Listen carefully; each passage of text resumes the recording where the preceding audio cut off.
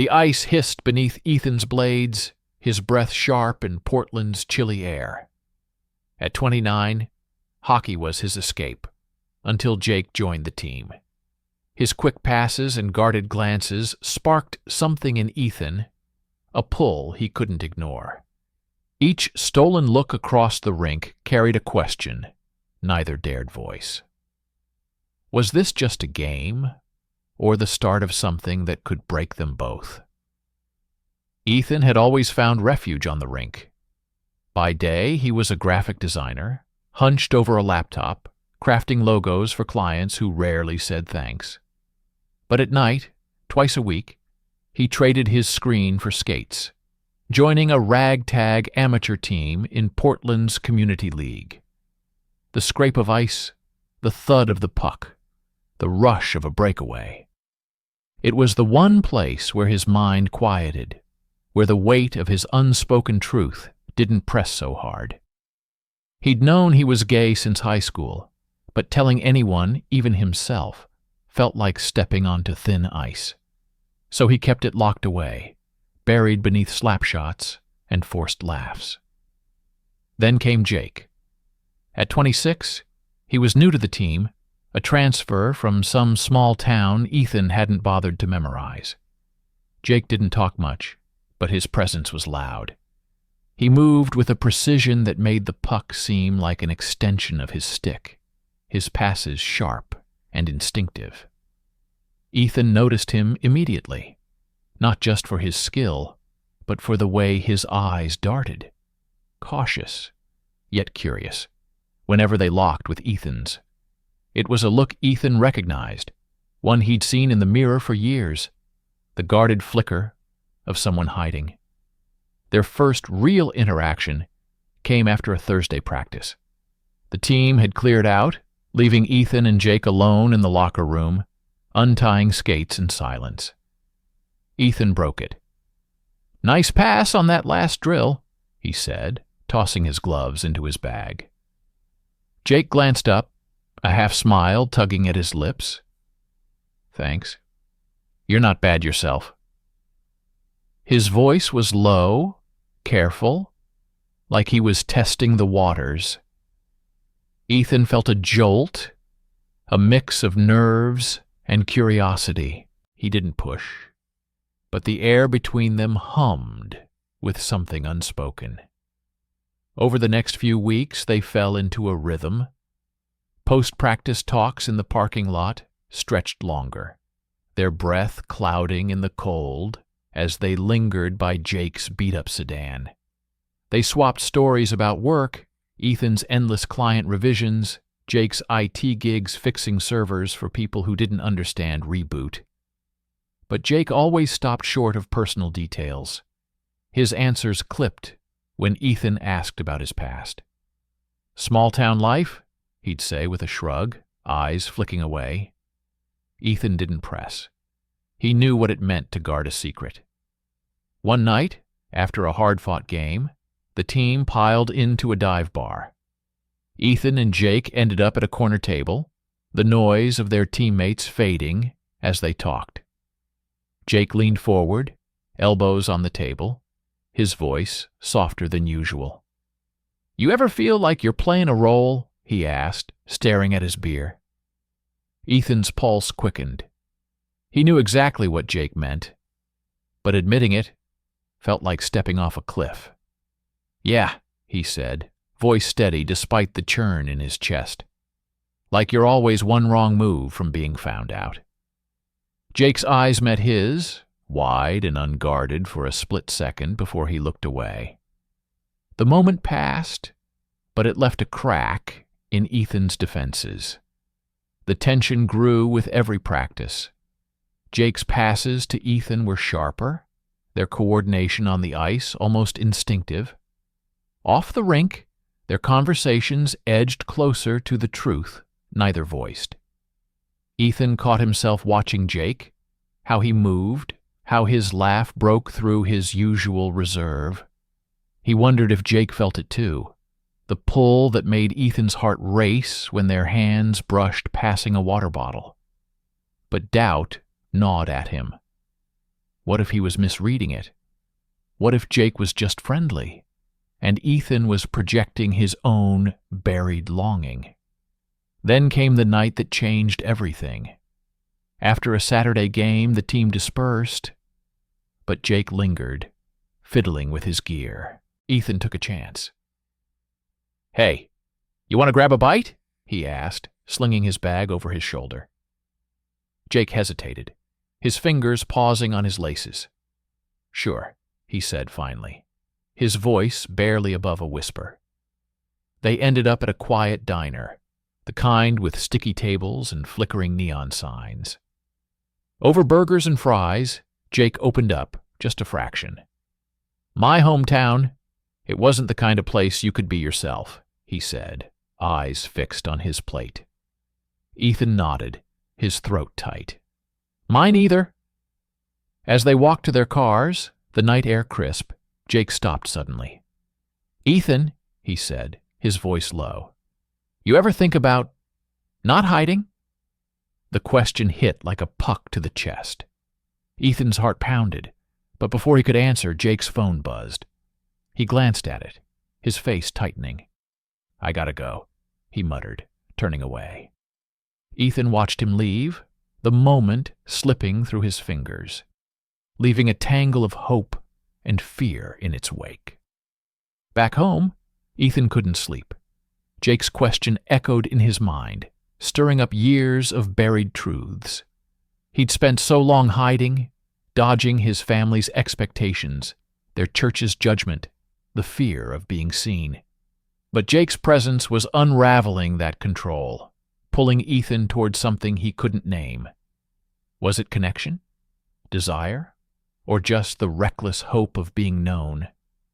Whatever it was dangerous, and Ethan wasn't sure he could stop it.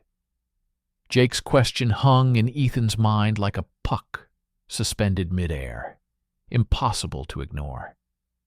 That night at the diner had cracked something open, and now, with every practice, Ethan felt the pull toward Jake intensify. Their glances on the ice lingered longer, their passes sharper, as if the rink itself was conspiring to draw them closer. But Jake's guardedness never fully faded, and Ethan wrestled with the fear that he was chasing a mirage.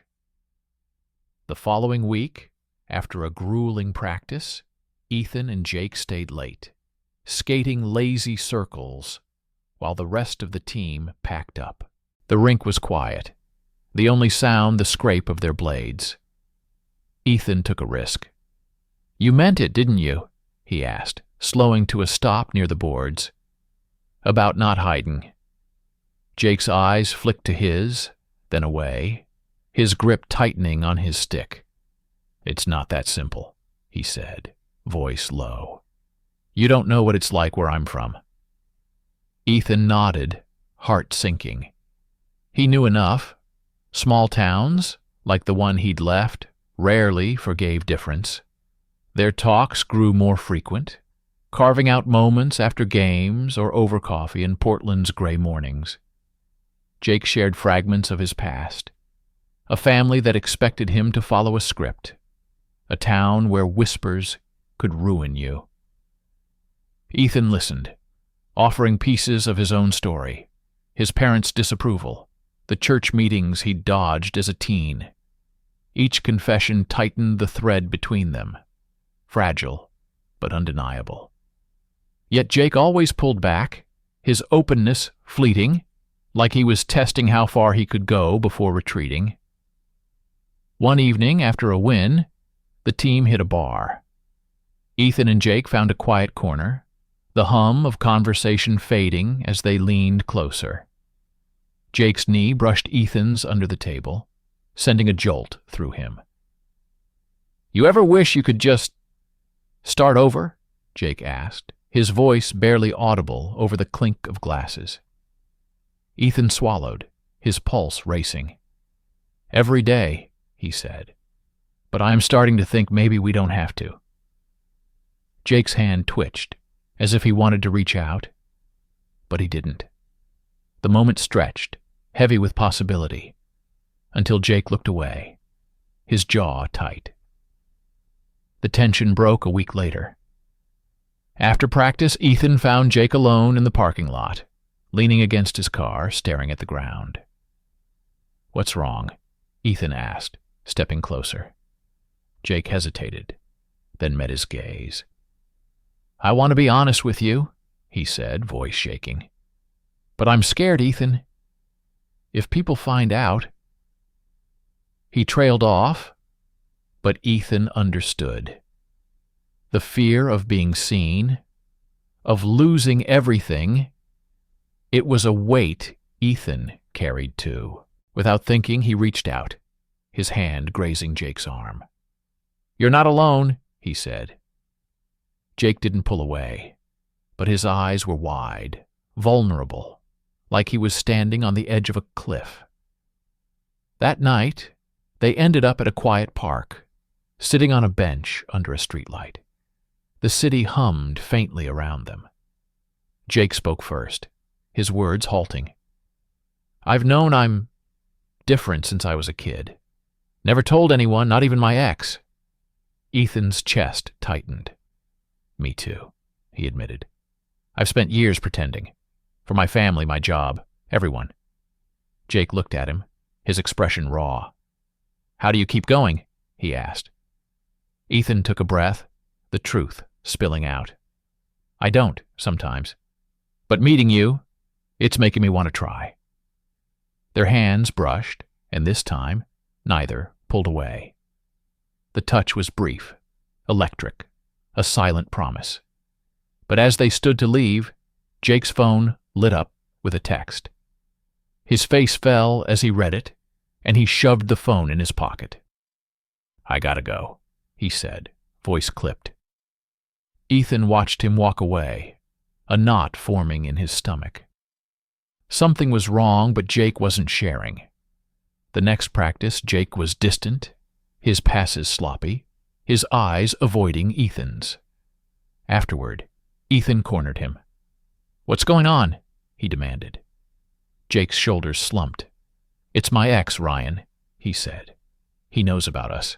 He's been texting, threatening to tell people." Ethan's blood ran cold. "Tell people what?" he asked, though he already knew. Jake's silence was answer enough. The secret they'd barely begun to explore was no longer theirs alone. Someone else held the power to expose them, and Ethan felt the ground shift beneath him. The air in the locker room felt suffocating, the usual post-game chatter replaced by a tense hush. Ethan's stomach churned as he unlaced his skates, Ryan's threat echoing in his mind. Jake's ex had a hold over them, a ticking bomb that could detonate their fragile secret. Jake sat a few benches away, head down, avoiding Ethan's gaze. The weight of their last conversation pressed heavily.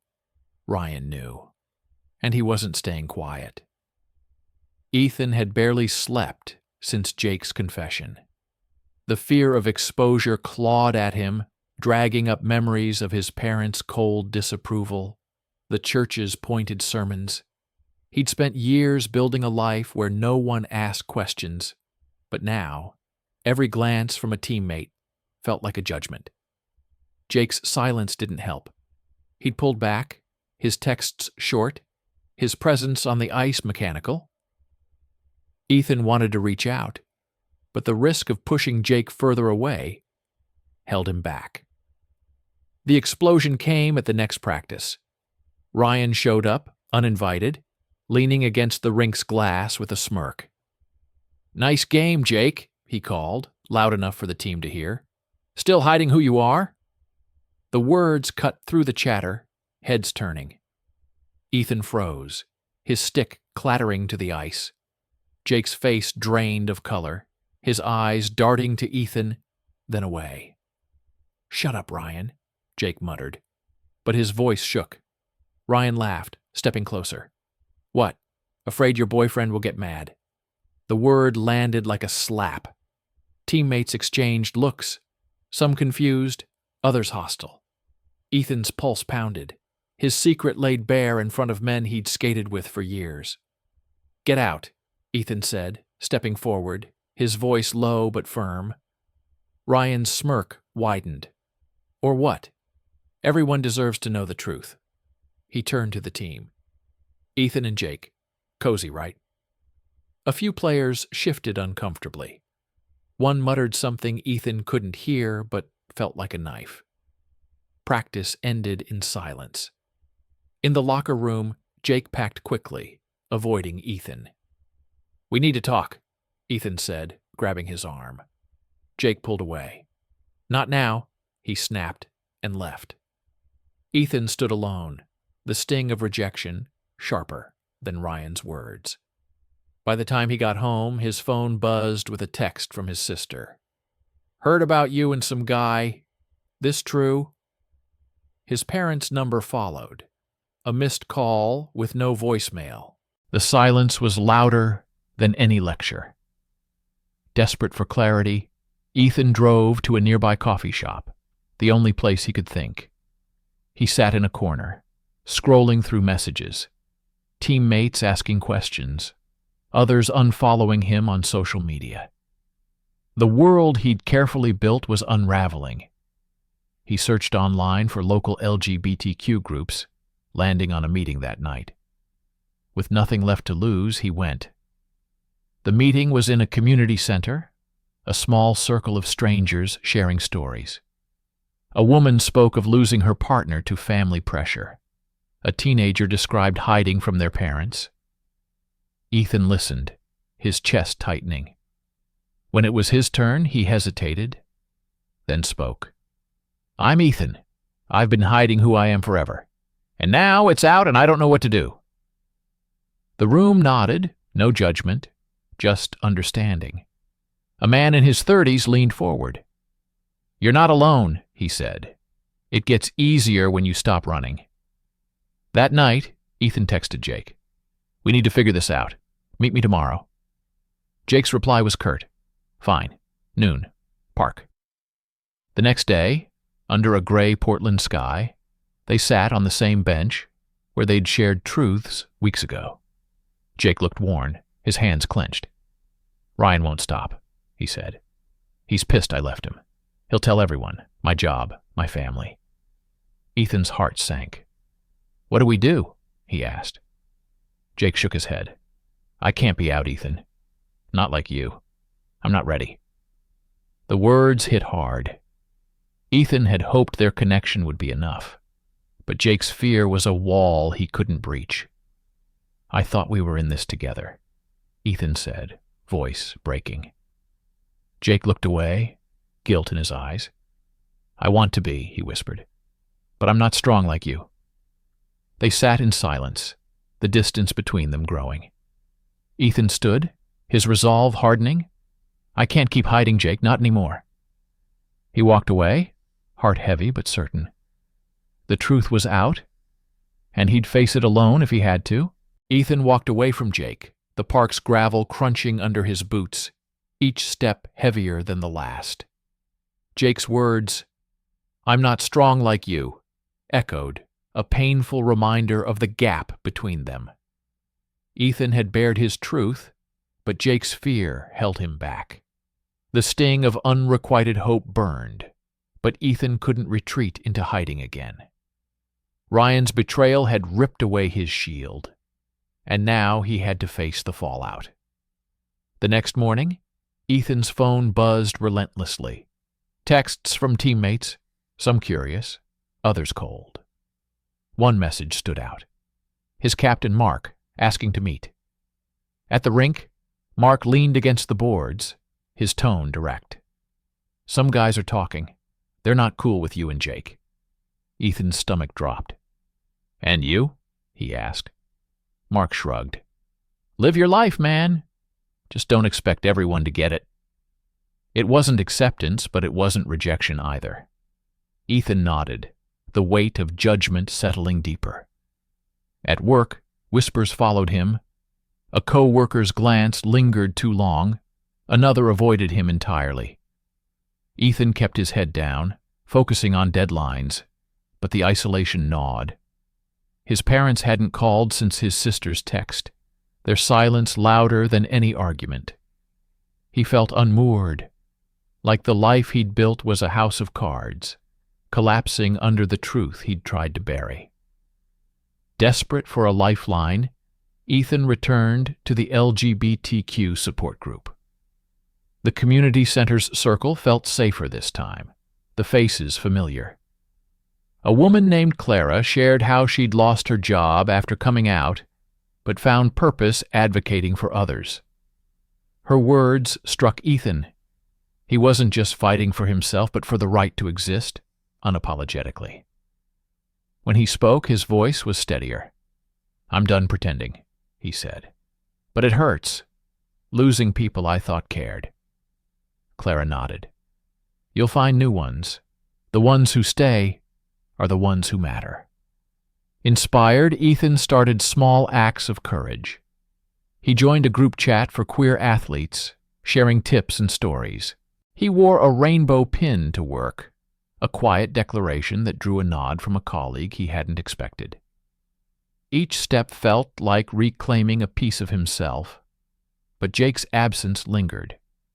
Ethan hadn't heard from him since the park, and the silence ached like a bruise. Then, at a game, Jake showed up. He skated with the team, but his passes were off, his focus elsewhere. Afterward, Ethan caught him in the parking lot. "Why are you here?" Ethan asked, voice tight. Jake's eyes were tired. "I don't know," he admitted. "I miss this. I miss us.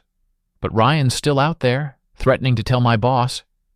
Ethan's frustration flared. "You can't keep running, Jake. You're letting him control you." Jake flinched, his voice low. "You don't get it. If I lose my job, my family, I've got nothing." Ethan wanted to argue, to pull Jake into the light he was starting to find. But he saw the fear in Jake's eyes. Raw, paralyzing. "I can't make you choose," Ethan said finally. "But I'm done hiding. I hope you find your way." He turned away, heart heavy, but resolute. Jake didn't follow. That night, Ethan scrolled through the group chat, reading stories of others who'd faced rejection, and kept going. One post caught his eye, a queer hockey league in Seattle, welcoming players like him. He saved the link, a spark of possibility igniting. He wasn't ready to forgive Jake's hesitation, but he understood it. The world hadn't made it easy for either of them. Still, Ethan knew he couldn't wait for Jake to catch up. He had to keep moving forward, even if it meant doing it alone. Ethan laced up his skates, the rink's familiar chill grounding him. Months had passed since his confrontation with Jake, and the sting of their parting had dulled to a quiet ache. Portland's ice was no longer just an escape. It was a mirror, reflecting the strength he'd found in choosing himself.